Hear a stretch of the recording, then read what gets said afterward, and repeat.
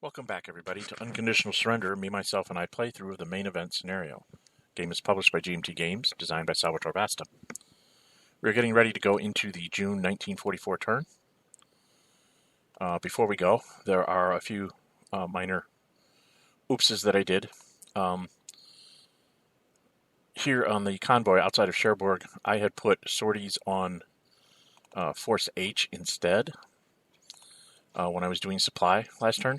So I had put two convoys on Force H, and I should not have. I should have actually put the two convoys on the fourth convoy.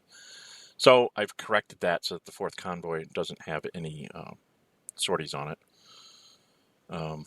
The other thing that I did, the German willpower. Boy, I'm having a terrible time trying to get my silly timer to start here. Here we go. All right. On the National Will track, I had, when I did I'd always edit to make sure I haven't, because I usually forget to take willpower off when I lose a unit. I had taken it off twice for one of the units, so I actually get a will point back for the Germans. So they're at 45. And the last thing was in Russia. I just started flipping airplanes and didn't count. I only had 12 production points to flip airplanes, so I could only flip 4 of them. So I flipped the curse back to 6 sorties where it belongs. So with that, we'll go into the weather part of the game here. There was the other thing that was wrong. The warm zone cannot have severe in May, June. If you look on the player aid card, it only has 2 choices. And I know I rolled a 6, but I think I was looking like at October, November, or March, April. So it wouldn't have been severe there. It would have been poor. I went back and reviewed the turn. There was absolutely nothing done in the warm zone. There was nothing to do in the warm zone that would have made a difference. No matter how you looked at it, the Germans were not going to go adventuring there because they just would have left southern Germany open for British and American exploitation. So I fixed that here too. Okay. Now, with the optional rules of weather, in May, June, you can't have in June what you had in May. So since there's only 2 choices, these chits all just move to the other choice. And because we have fair in June, in any zone, we have to put a sortie marker on it. That reminds us to add 1 in October. That's what that's for. One of these days, I'm going to modify this Vassal thing to just make a chit that says +1 October or something like that, so that you'll know exactly what it means when it's sitting in the warm zone like that, not have to refer to the rules. And that takes care of weather. Nobody's going to declare war. Economy, the Germans start at 34 because of their lost factories and their extra factories here. I know it looks kind of counterproductive, but I really do need to move a Hungarian so I can build a Hungarian. And I need to move a Romanian. I have a feeling I might need to move both Romanians into better defensive positions. So I'm giving points to them. I don't think the Finns need an extra one at this point. So the Germans will go down to 32. The British are up to 36 because of their Lend-Lease at 7 and Commonwealth trade is 3, so that's 10.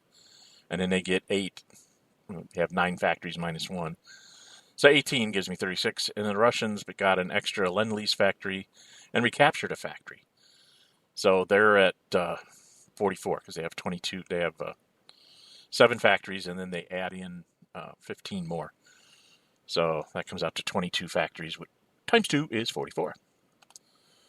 And that takes care of economy for everybody. Strategic warfare. Germans are going to try and sneak off 2 factories. They're not going to play. The Russians don't have anything to play.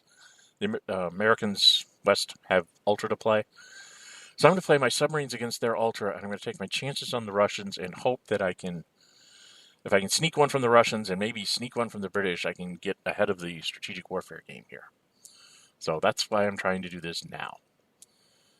So the Germans roll against the Soviets is a 5 plus 1 is a 6. And the Soviets roll 4 plus 1 is a 6. 6 to a 6 means that the gamble paid off. The Germans' factory goes down 1. Now comes the harder one. The Allies have As you can see here in Germany, they have 3 bombed markers. They start off at +2 because America's in the war. They had 3 for the bombers. I'm still only at 1. We're both going to play, since the West saw that the Soviets lost them a factory, so they're definitely going to try and get it back. So they're going to play, and the Germans, of course, have to try and counter it with their submarines. So it's kind of a foregone conclusion that both these markers get played. Now, technically, if I wanted to, with the West, I could play the partisans as well. And that would have them twice. They would have round up and then have round up. But I want to save the partisans for July, when I'll have a couple of surprise attack markers, and the partisans could make a difference on breaking through somewhere in France. Makes the Germans have to think harder on the defense. So we're just going to roll our dice, add our numbers, and divide by 2. Germans roll. There went the gamble. 1 plus 1 is 2, divided by half because of the ultra is a 1. So there's no way I'm going to, at a minimum of a 5, 6. The minimum the British can roll is a 6. Halved is a 3.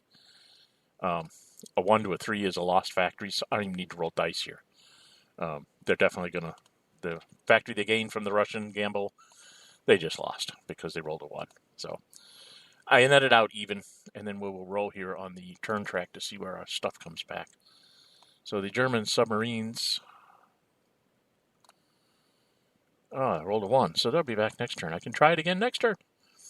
And in the West's ultra is a 5, so they can't try it again next turn. 1, 2, 3, 4, 5. What? 1, 2, 3, 4, 5. It will come back in November. So my ultras don't come back till October or November, so it'll be a while. So I'll just have to load up bomb markers. Oh, that's the other thing I need to do. Actually, I'm going to start, since I use them every turn, I'm just going to leave the bomb markers out here in the ocean, Sea Zone 11, because I'm pretty sure I'm going to, get 2 or 3 bomb markers every turn, hopefully. Maybe not. I don't know. So that's strategic warfare, strategic movement, the Axis. This is a mistake I made with the Axis. I put a half-strength unit in Posen, thinking I have to get infantry to the Russian front. What I should have done is I should have placed that 12th Infantry over here in Dusseldorf, then railed away the 10th, because the Allies don't have anything really to invade with. Nothing's in ports. So I could have railed away the guy in Amsterdam, put a half-strength unit in, moved him by overland into Amsterdam. And then I would have been able to replenish him later on in the turn, in the replacements phase, and I would have had a full-strength unit again in Amsterdam, and this would allow me to have a full-strength unit in Russia. I didn't do that, because I'm a dummy. So, the Germans just have to make do. Oh, did I take I didn't take the marker off. So I do need to take the marker off of this garrison that I moved. Put it there. I'm going to go to the east. And I am going to move the half-strength infantry unit and just hope that it can hold against these Russians. I have a bit of a hole forming here that I need to try and take care of. So he's going to rail to... that's interesting. 2941, 2940... No, 2940... 2840 or 2841. So, so I could put him there. I could put him here. Or I could put him here in front of Lvov. There's no real good place to put him, is there? Maybe we put him in front of Lvov to try and hold slow him down in front of the city. I think that's about the best I can do. 1, 2, 3, 4, 6, 7. So I can get the Hungarian to here. But I'll have no retreat route. So I do something with the 7th garrison. I'll have to wait to see. So, on to the West. The West has a rinky-dink move. All the Home Guard is doing is sucking up supplies, so he's going to go on low supply this turn. I'm going to actually go ahead and strategically redeploy him to Brest. And if I have time, I'll escort him out of the country. Otherwise, I might just let him go to no supply and just remove him and build him in a couple turns back in London. Last turn, I had moved the Gibraltar garrison into Plymouth because I wanted to have the ability to move the second British armored away from 3 hexes has to be within 3 hexes of England to keep my home defense stuff up. So, yeah, I'm going to be shifting the British up to the northern coast here because that way their airplanes can fly like all the way to 1, 2, 3, 4, 5, all the way to Antwerp. Excuse me, all the way to Antwerp and Paris and things like that. That whole chunk my airplanes can fly to and stay in England, so I don't have to worry about supply and stuff. So eases the supply situation a little bit to have the British on the north and the Americans in the rest of France. And the Russians are going to have to do the same thing. I had moved this infantry unit I'd moved into 2750 thinking I'll get closer to the line and be able to use them, this turn to run up. The line is way far away. I can't go through Odessa. It's zones of control. So I can't get way far forward, like between the 2 tank armies or something, so that I'd be in position.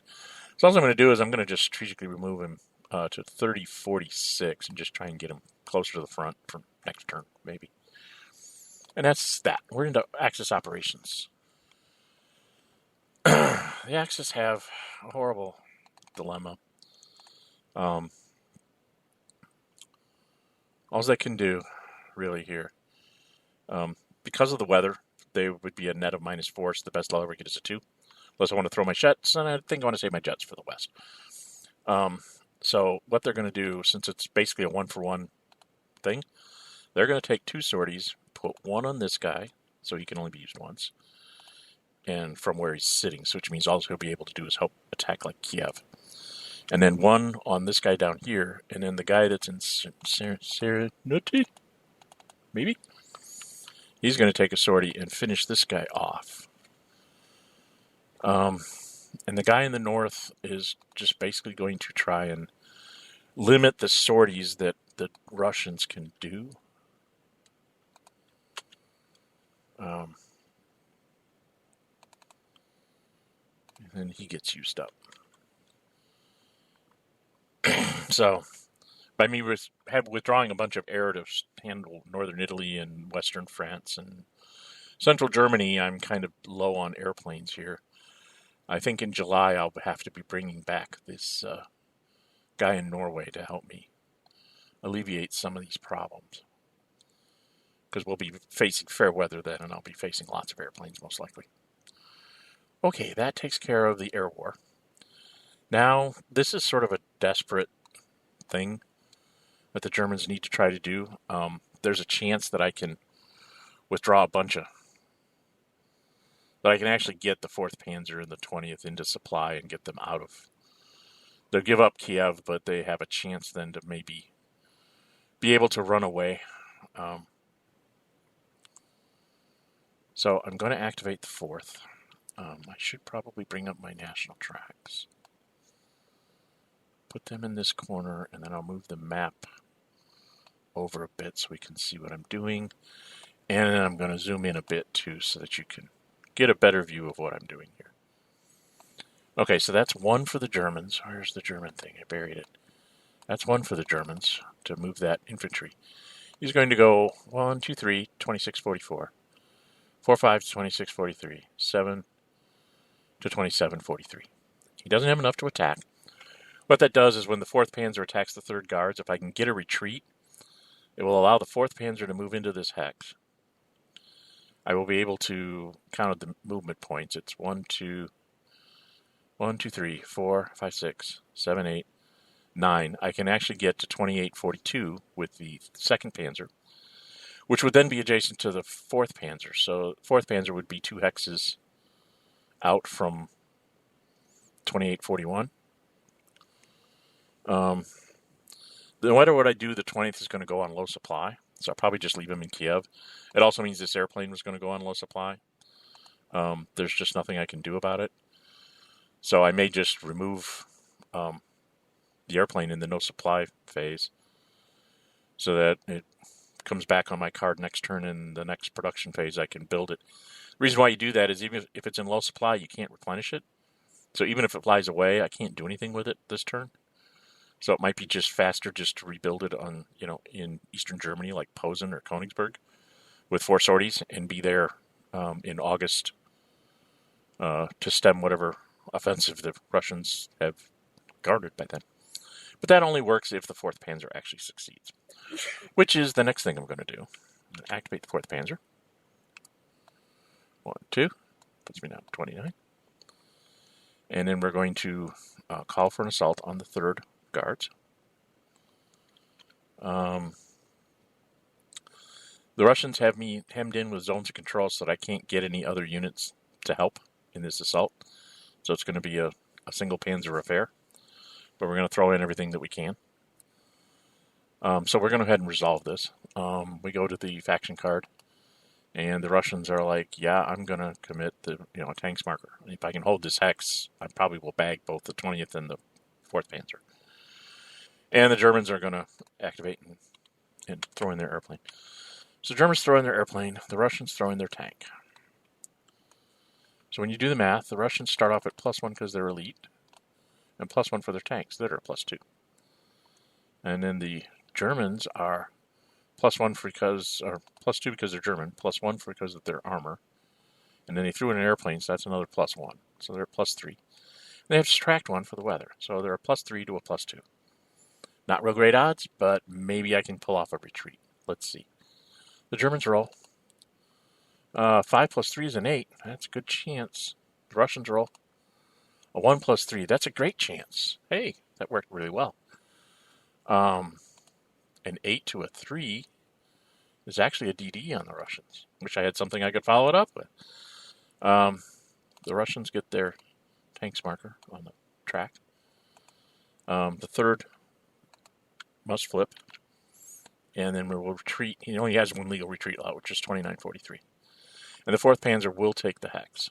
Even though the 20th will end up out of supply, at this point, it's probably worth it. They're going to be out of supply and isolated, and basically the 20th is going to die. But the 4th Panzer should survive.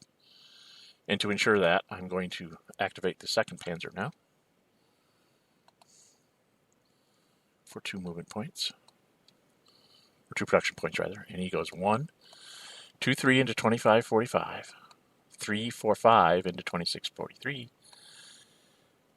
6, 7 into 2743, and then an 8. Is that right? 1, 2, 3, 4, 5, 6, 7, 8. No, it's 9 to get to 2842. It doesn't matter. I'm not going to attack, but it does give me a supply line to the rail line at 2841, and then on out to Germany. So the 4th Panzer gets back in supply. I lose Kiev and I lose the 20th, but there's not a lot more I can do there. The Romanians are just as good as the 4th Garrison defending here, so why am I moving the Romanians? Oh, I know what I was going to do. I was going to 1, 2, 3, 4, 5, 6, 7. I was going to do a little swap here. Yeah. I was going to try to lose the 1st Romanian garrison rather than the 3rd Romanian army. So let's do my Romanian dance of death here. 1, 2, 3, 4, 5, 6 into 3541. And then the first goes 1, 2, 3, 4, 5, 6, 7. It just goes into that hex. So that's 2 Romanians. Oh, that's a Hungarian. I don't want to move the Hungarian. I want to move the Romanian. But I am going to spend one of the Hungarians. So I need to get this guy off this city so I can build the other one. Because you can only build on cities, and if you have all your cities occupied, you can't build any units. 1, 2, 3, 4 for sure. The question is do I need to have him go further afield? The Germans right now, if they hold the river in Kishinev, these garrisons can really screw him up. So maybe I put the Hungarian here? Because it's poor weather. He's not going to get great odds on anything. He could move the 10th guards to here. You know, actually, I think I'm going to sacrifice the Hungarian.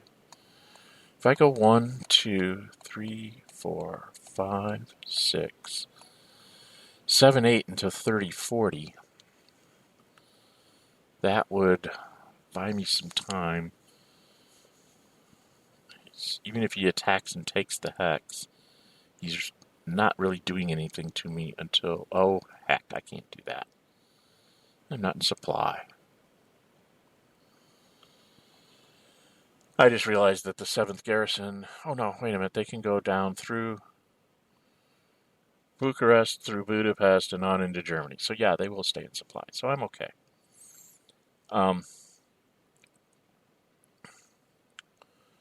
My biggest fear was just having this strategic moved infantry unit just get pummeled by the Russians. If I left this hex open, this way this guy can't move. He's got to kill the Hungarian. And the Hungarian garrison is easily rebuilt. So that's what we're going to do. That takes care of the Hungarians. Can't move the 20th, but now I need to try and defend the rest of this river line to give myself time to be able to retreat next turn. That requires me to do some really fancy dancing. The 10th goes 2, 4, 5, 6, 7, 8 to 25, 45. The 6th comes back here. The 11th goes 1, 2, 3, 4, 5, 6. And this guy goes here. So that's 1, 2, 3, 4 more, I think. I should be down 2, 4, 5, 6, 7, 8. Let's see where I'm at on my national tracks. Started at 32, should be down 8. So 1, 2, 3, 4, 5, 6, 7, 8. Should be at 24. Okay, I'm at 24. I still have some more to move here. These look like they're halfway decent defensive positions up here. But I'm going to run next turn, so I'm going to actually set myself up to possibly... Ooh, that's a bad move. That's a very bad move. I have to stay there. I was thinking I could move the Nord to 1746, but then the Guards army could move out and would give me no retreat route. If I move the 14th as well. I was going to move the 14th to here and the Nord to here. But he moves this Guards here, takes this shock army and goes 1, 2, 3, 4, 5, 6. Oh, he can't attack me back. Do I want to take the chance?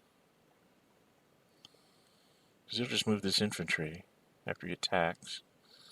Well, if he attacks and fails to dislodge me, Leningrad will be open. I have to take a chance here. We're going to take a chance. So that's 2 more. Just double checking. 1, 2, 3, 4, 5, 6, 7, 8, 9, 10, 11. 10, 11? 10, 11. And I started at 32, so I should be at 30, 21. Okay, I'm not counting real well. 2, 4, 5, 6, 7, 8, 9, 10, 11. Yep. We need to put Vlaslav here just in case. That's 12. And then there'll be another one that I'm going to move the guy in Königsberg. 1, 2. I'm going to take off for the guy in Königsberg as well because he's going to move up to here.